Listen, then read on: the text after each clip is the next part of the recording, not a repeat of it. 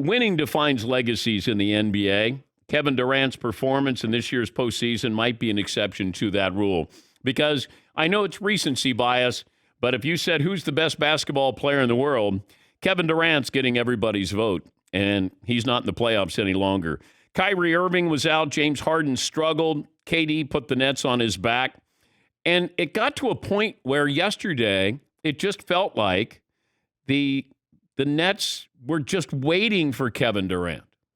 They were just watching Kevin Durant.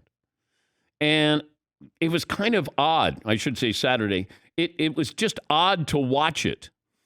But they were just watching and then waiting for Kevin Durant to do something. And he was inches away from bearing a three that would have won the game.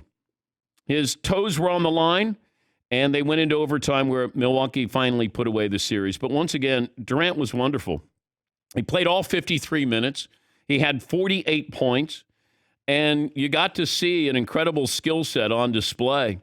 And it was a shame. The last shot that he took was an air ball, but that performance, this entire series, this entire postseason, this was a failure this season.